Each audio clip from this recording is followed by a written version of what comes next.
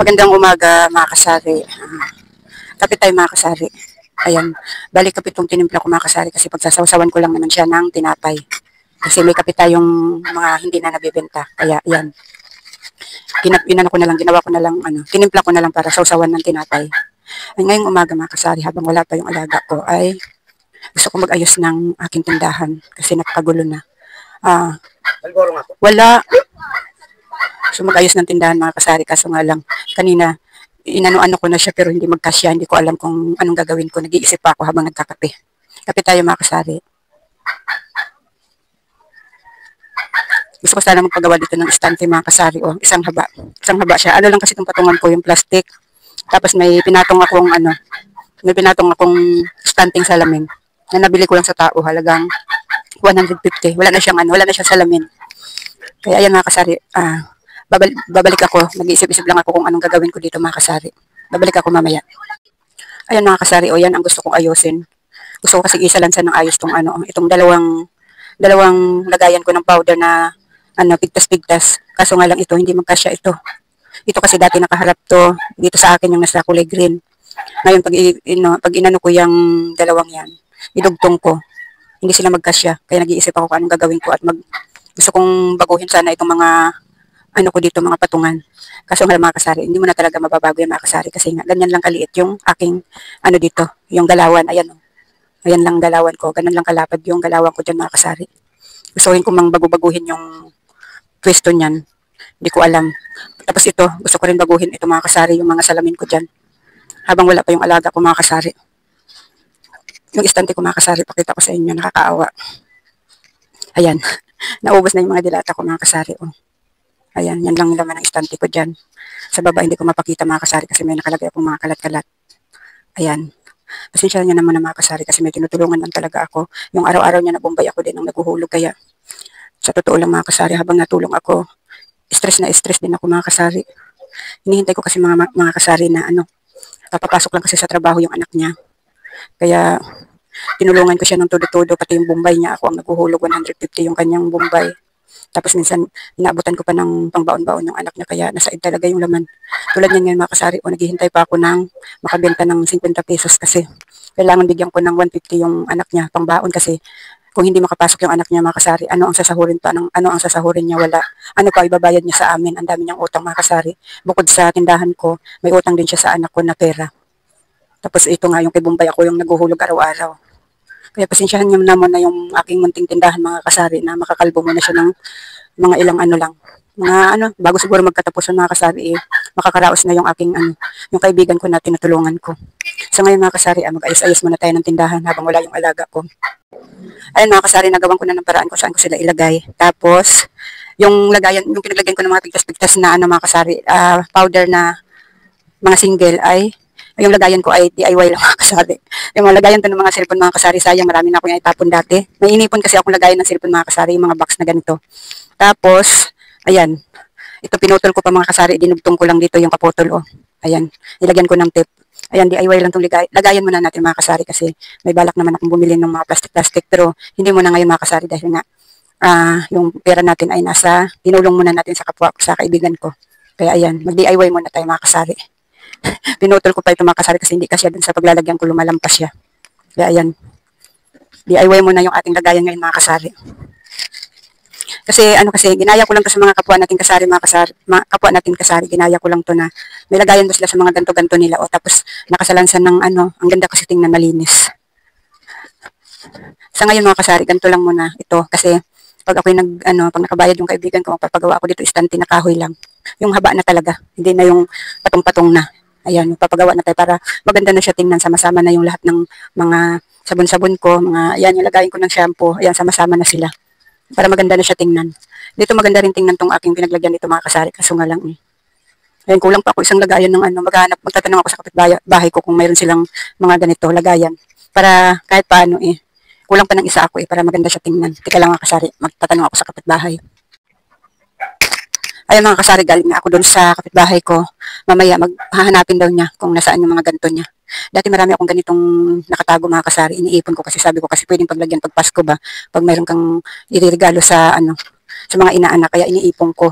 Kaso nga lang, naglinis-linis ako ng bahay. naitapon ko na. Ayan oh, ang ganda tingnan mga kasari, kaso nga lang, kunti lang laman niya. Kasi, maganda pag yung ano ba, yung puno yung pinakalagayan niya.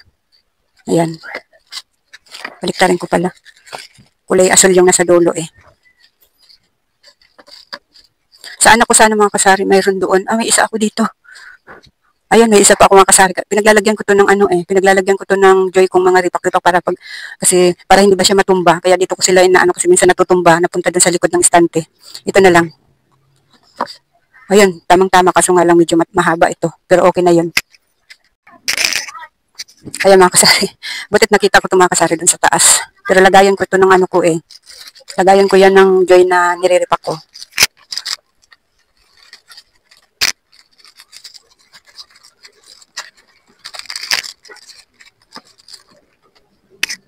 Ayan mga kasari oh. Bawat isang kahon, tatlo-tatlo lang yung laman. O, di ba mga kasari? DIY lang yung ating ano. Kahit DIY lang eh, ang ganda tingnan. Pakita ko sa inyo mga kasari, kahit DIY lang tong aking ginawa.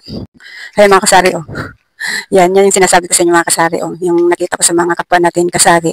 Yung mga pigtas-pigtas nila, ganyan yung ginawa nila. Pero yung lagayan nila ay mga plastic na nabibili. Yung akin ay mga lagayan ng mga cellphone lang mga kasari kasi wala pa tayong pambili. Kaya DIY muna tayo mga kasari. O diba kahit paano napakinabangan yung mga kahon-kahon ng mga cellphone. Ayan. Ay mga kasari, magpatuloy muna tayo ng pag-aayos kasi ang gulo na. Ang gulo talaga ng tindahan ko. Hindi maintindihan kung tindahan pa ba ito. Gusto kong baguhin itong mga estante kong ito eh. Kaso nga lang, baka abutan ako ng alaga ko, hindi pa ako tapos. Kaya, titingnan muna natin mga kasari kung ano pa magagawa natin. Babalik ako mamaya.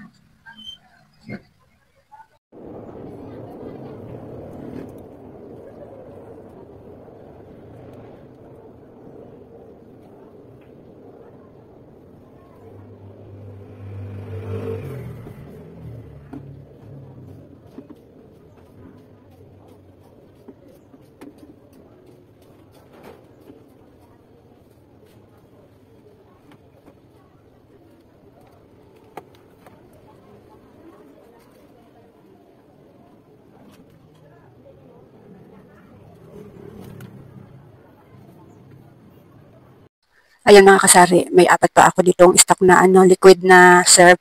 Ayan, kukuhanin ko muna yung isa para maisabit dito sa ating sabitan. Kasi aapat na lang yung nakasabit doon.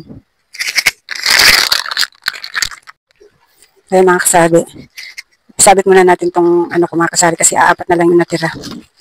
Dito sa sabitan ko. Ayan. Magsabit-sabit tayo mga kasari para hindi mahalatang pakalbo na tong ating tindahan. Tapos, dito mga kasari ay kalbo din yan. Kalbo din yan kanina. Ngayon, may stock ako nitong Surf Fabric na conditioner na kulay red. Sinabit ko dito mga kasari o para lalong hindi mahalata na kalbo na yung ating tindahan. O diba mga kasari? Ayan o. Hindi na masyadong kalbo, diba? Ayan. O diba mga kasari, diskarte lang ang kailangan natin dyan para hindi mahalata na kalbo. Ayan mga kasari, ayan na yung aking DIY na lagayan ng mga sabon na powder. Ayan, kahit naman yung aking mga kasari, yung lagayan ng mga sabon na mabango, DIY din naman mga kasari. Mga yan, yung mga Tupperware na pinaglalagyan ng pag may umu-order ka sa mga ano na, yung luto na ba ng mga spaghetti, yung mga ganun, leche plant, yan. DIY din naman tong aking ano, yung aking lagayan ng mga sabon-sabon. Ayan, ayan mga kasari. Sa susunod, bibili ako, pag may nakaluwag-luwag mga kasari, ay bibili ako ng mga plastic-plastic na lagayan yan. Pag ano, pag nakagawa na ako dito ng ano, istante na kahoy, tsaka ako bibili ng mga kasari. Sa ngayon, yan lang muna mga kasari, DIY muna na ano, kahon-kahon ng mga cellphone. Ayun mga kasari, hanggang dito na lang muna tong aking video. Maraming salamat sa panonood at suporta niyo sa aking mga video. Kahit yung mga video ko mga walang kwenta, andyan pa rin kayo nanonood. Ayun mga kasari, bye-bye na muna.